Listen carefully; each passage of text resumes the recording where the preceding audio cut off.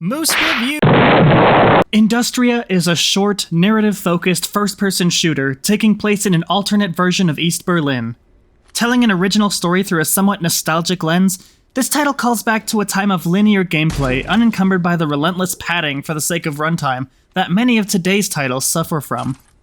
While this is definitely a welcome shift, and there were a lot of positives that sprouted from this decision, Industria has somehow managed to create the opposite problem, as its world building inched closer and closer to a payoff that never arrived.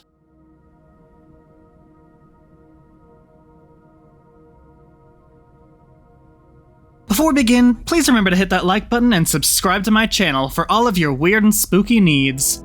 This is a small channel, so every person makes a huge difference in my battle against the YouTube algorithm's mechanical onslaught.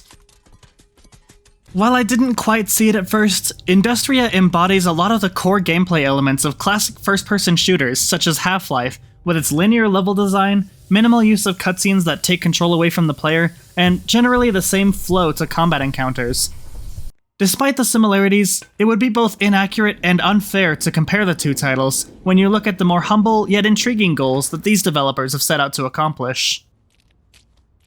In Industria, the player takes control of a researcher who passes through an interdimensional gateway in search of her colleague, only to arrive on the other side 20 years later in an alternate Berlin ravaged by a mechanical army.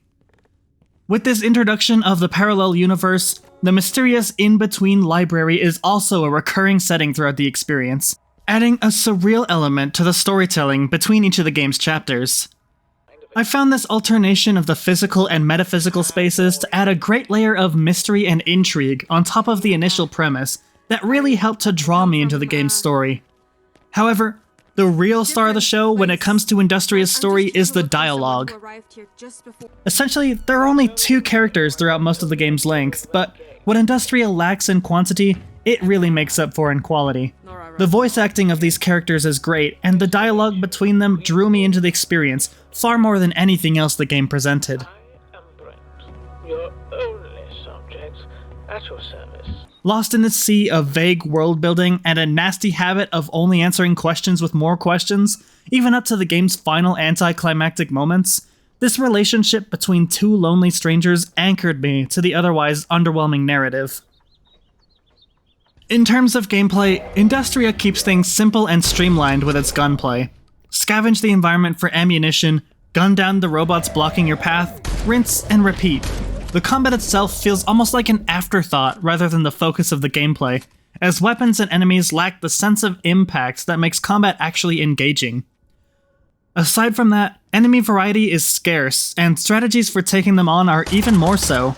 There's only one type of robot that attacks you from a distance, so encounters are basically just shooting things that are running toward you while hiding from the endless stream of bullets from ranged enemies.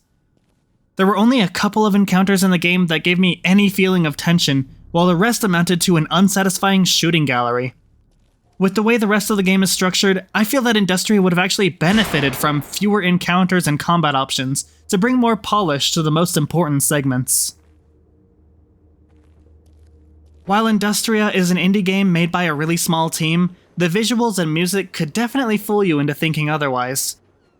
The outdoor environments are well done and give a sense that there's more to each area than just the protagonist's path, even with the narrow spaces you're confined in.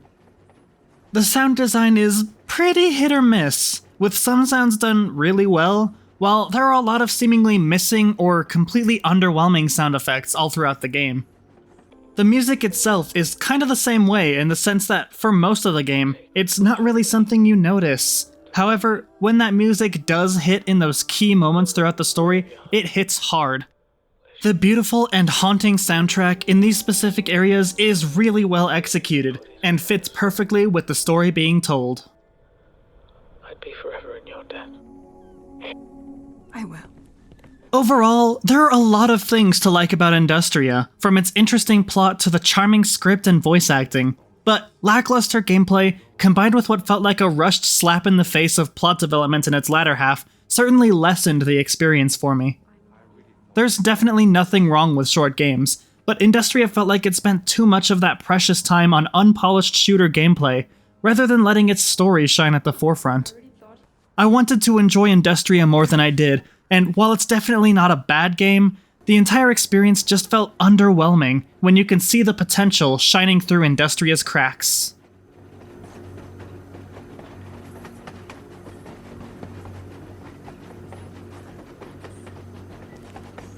Thank you for watching today's review. If you have any comments or questions, feel free to hit me up in the comments section where I'm always active. Please consider hitting that like button and subscribing to my channel for everything weird and spooky. Plus, you can hit that little bell icon to be notified every time I release a new video. If you aren't tired of hearing my voice yet, you should follow me over on Twitch to see all of our weird chaos live, or check out some of my other social media nonsense. Links for all of that are down in the description below. Thanks again for watching, and I'll see you in the next one.